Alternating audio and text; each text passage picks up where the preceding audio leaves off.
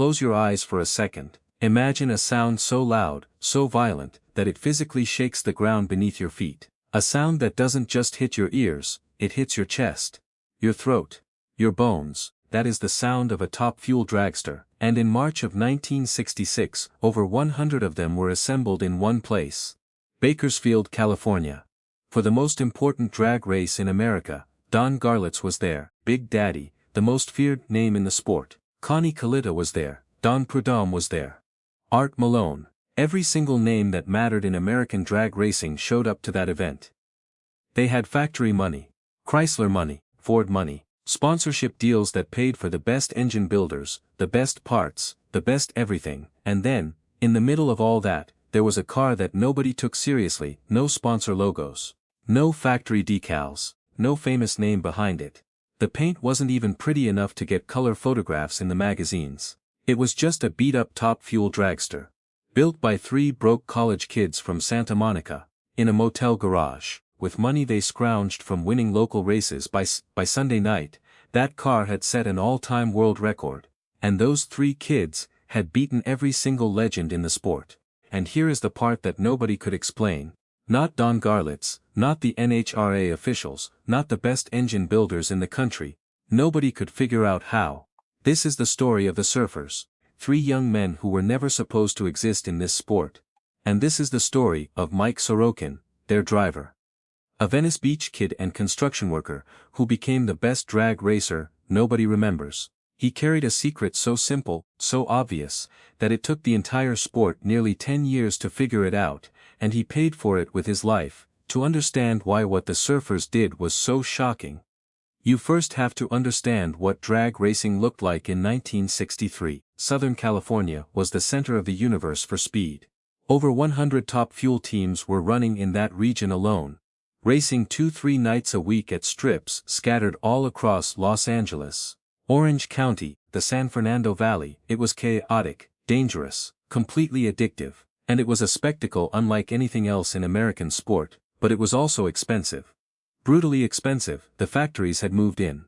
Ford, Chrysler, General Motors. They all understood that winning on Sunday sold cars on Monday. So they pumped money into the top teams. Factory-backed drag racers had access to experimental parts, full-time engineers, and budgets that a small independent team simply could not compete with. Don Garlits had sponsors. Connie Kalitta had sponsors. The message from the establishment was clear and simple. If you don't have backing, you have no business being on that racetrack. Racing had become a rich man's game. And everybody knew it, except for 2 college students who hadn't gotten the memo.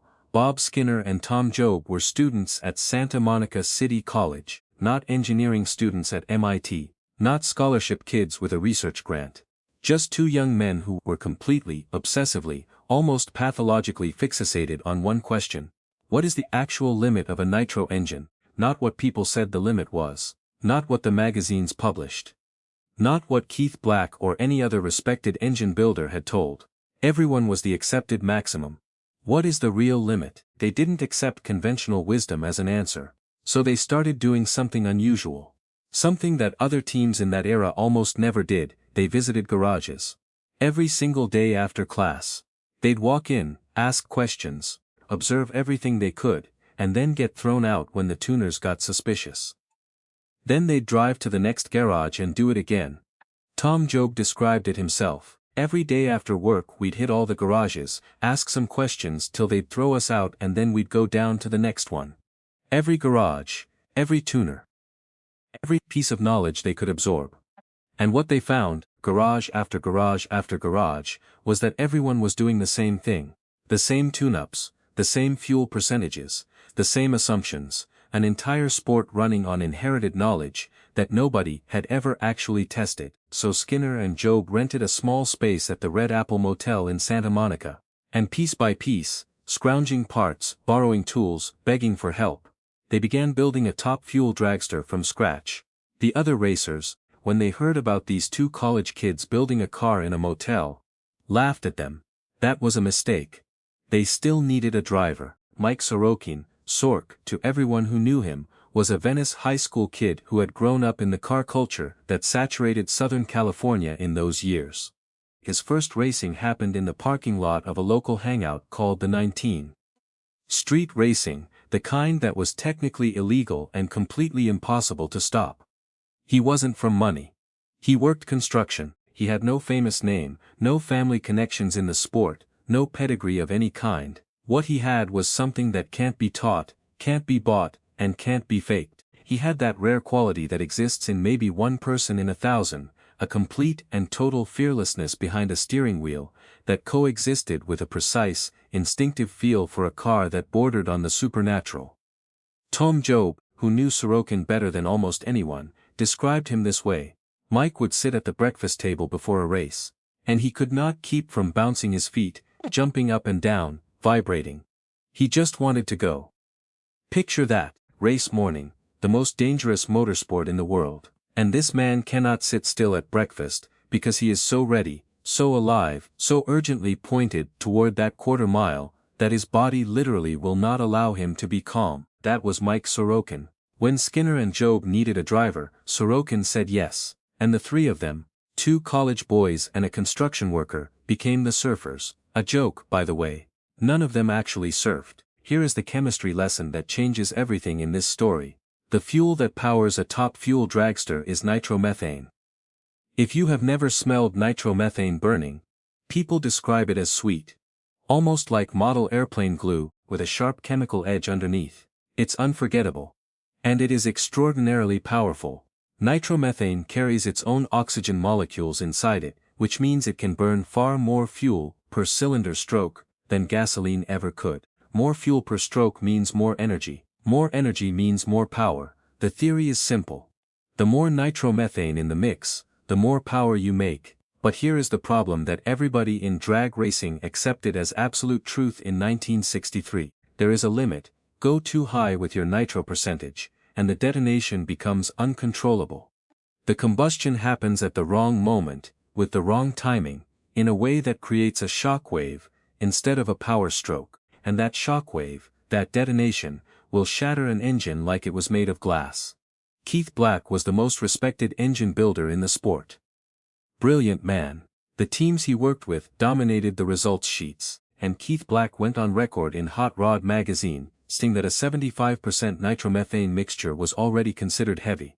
Dangerously heavy Mach racer TV Tommy Evo ran as low as 40% nitro. That was considered normal and safe. 75% was the wall. Everybody knew it, nobody questioned it. So when Tom Jobe looked at that number, he did something that almost nobody in the sport was doing at the time. He asked why.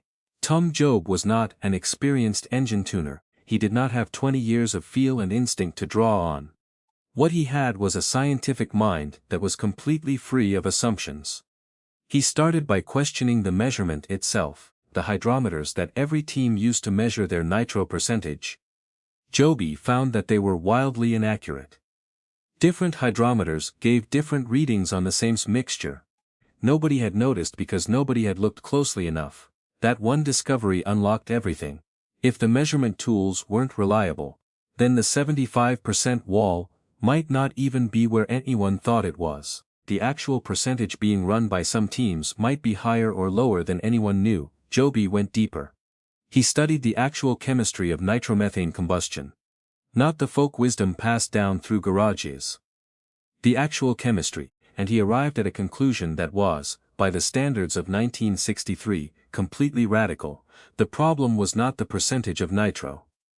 The problem was how the nitro was being delivered. If you ran high compression ratios with high nitro content, yes, you would get detonation.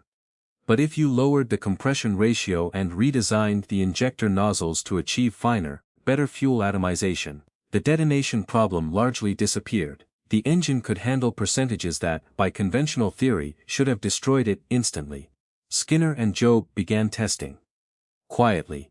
In the motel garage, without telling anyone what they were doing or why. 0.80% nitro. The engine ran, better than before. 85%, still running. Power climbing. 0.90%. The engine didn't break. The power was becoming extraordinary. Their final documented specification, later published in Popular Hot Rodding magazine, was 97% nitromethane, plus 2% benzol, plus 1% of a proprietary anti-detonation compound that they never revealed to anyone, 97%. When the entire rest of the sport thought 75 was the wall. That was the secret. The beautiful thing about a secret is that it hides in plain sight. When reporters asked Mike Sorokin what he was running in the fuel tank, he'd give a little smile and say, "Because I've broken all the hydrometers we've had, the 100% seems to work." Everybody laughed. Clearly a joke. Nobody runs 100% nitro. That's physically impossible. Except it wasn't a joke at all. The competing teams knew something was different about the Surfer's engine. They could hear it. The note was different. The way the car launched was different, but the car was so plain, so obviously the work of broke kids with no money, that nobody took the investigation seriously. The factory teams didn't believe they needed to worry about a car built in a motel garage, so the Surfers raced up and down Southern California, and they kept winning. Not just winning. They won in a way that was qualitatively different from every other team on the circuit.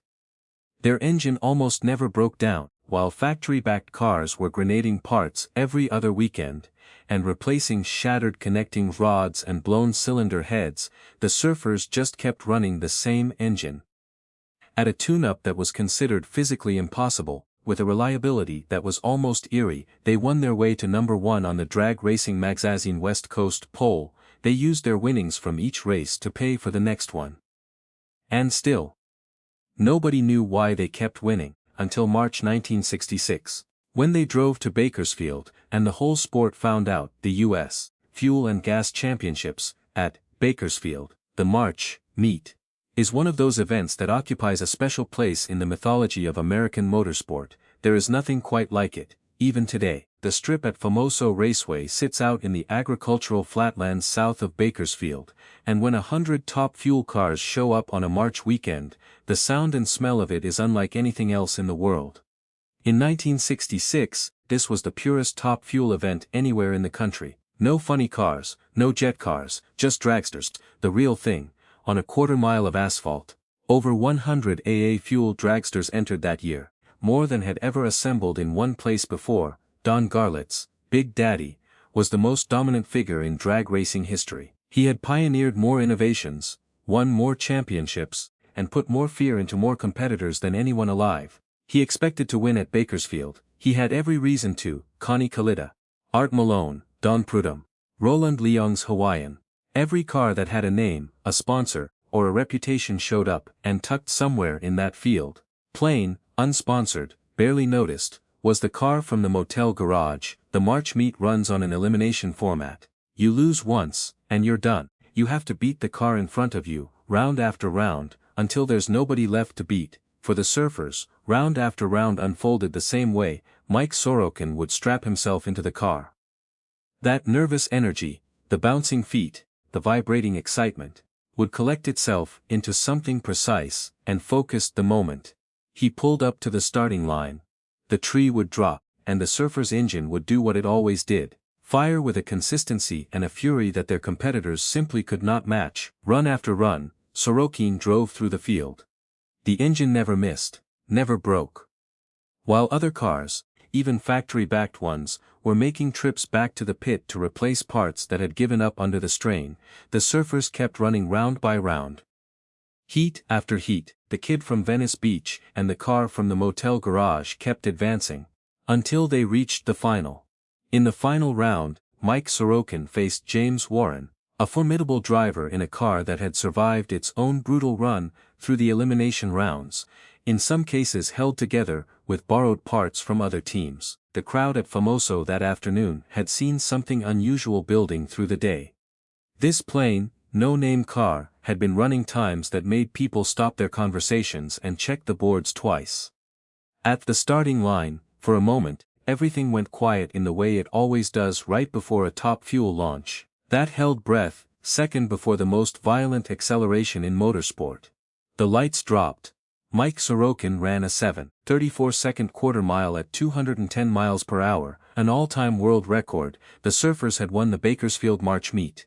The first ever independent team, no factory, no sponsor, no money, to do so. 3 broke college kids from Santa Monica had walked into the most prestigious drag race in America, and beaten every single famous name in the sport, Mickey Thompson. The legendary racer, builder, and promoter who had himself broken more records than almost anyone, walked over to Mike Sorokin in the pits and handed him a fistful of cash. While the crowd was still going wild around them, Don Garlits had been beaten, Connie Kalitta had been beaten.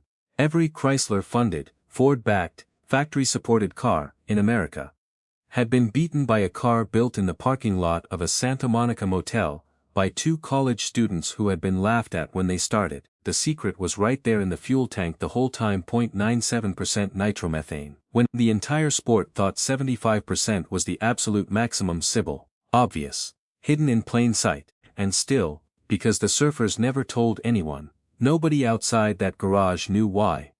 What happened next is one of the strangest chapters in the history of American motorsport. After Bakersfield, the surfers went on a successful cross-country tour. They were champions. They had proven their secret worked at the highest level. They had a car that ran reliably, a tune-up no one could crack, and a driver who had just set a world record. By any rational measure, they had everything they needed to dominate drag racing for the next several years. Then, over Labor Day weekend, 1966, at the U.S. Nationals in Indianapolis, Skinner and Jobe made an announcement that stunned the entire sport. They were selling everything. The car, the parts, the complete operation. They had already built a full brand new car for the 1967 season. They sold it, complete and ready to race, to the Bandel brothers, and then Bob Skinner and Tom Jobe simply walked away. No press conference, no farewell interview, no formal explanation. Just gone. The drag racing world was stunned. You don't walk away from this. Not when you're number one. Not when you've just beaten Don Garlits at Bakersfield. Not when you have a secret nobody else has cracked. Tom Jobe, decades later, would say only that they had accomplished what they set out to do. That they were interested in other challenges. Formula 5000 racing, Can-Am, areas where new problems still needed solving. That drag racing had simply been answered, for them, and maybe that's true. Maybe two men who approached the sport as a scientific problem, felt that the problem was solved. That continuing to run the same answer over and over, held no more interest for them, but the full honest answer is that nobody really knows. Not even those who were close to them. Two of the three greatest minds in drag racing walked away at the top of the sport, on their own terms. With no explanation. That has never happened before, and it has never happened since. But Mike Sorokin would not go. When Skinner and Jobe told him they were done, Sorokin shook his head. He listened to his partners talk about walking away, about moving on, about other challenges, and he simply refused. He found other rides. He drove for Ed Pink, one of the most respected engine builders in California, a man whose engines were known for their precision and reliability. He drove briefly for Roland Leong in the Hawaiian Dragster. He was working with his partner Paul Gomi toward building their own operation for the 1967 season. A new chassis was being built. New year, new start, new chapter. For Skinner and Jobe, the question of what the real limit was had been answered. They could move on. For Sorokin, there was no question like that.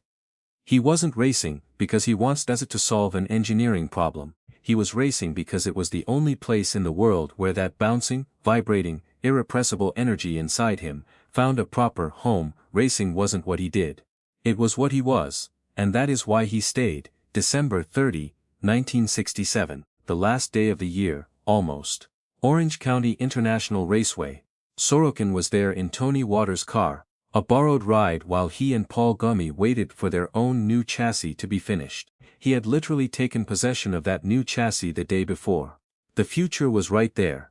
One more borrowed ride, and then his own car, his own program, his own shot. Roland Leong was at the track that morning. Leong had run Sorokin before, knew him well, liked him. He asked me if I had some parts he might need, Leong later recalled.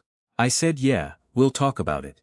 Then he asked me if I would be home Sunday. Leong paused when he told that story.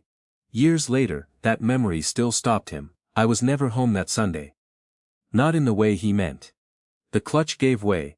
This was something the surfers had always known could happen. It was one of the constants in top fuel racing. Push the power high enough, and the mechanical components eventually reach a point of failure. That was the risk. Everybody in the sport understood it. Everybody accepted it. When the clutch failed at racing speed, the flywheel came apart.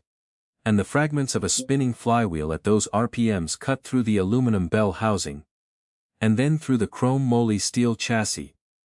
Like a saw blade through paper, the car was cut in two. Mike Sorokin was 28 years old, his son Adam was 1 year old. The secret that Tom Jobe and Bob Skinner discovered in a motel garage, the one that beat Don Garlits and set a world record at Bakersfield, is not a secret anymore. Every top fuel dragster in the world today runs close to 90% nitromethane.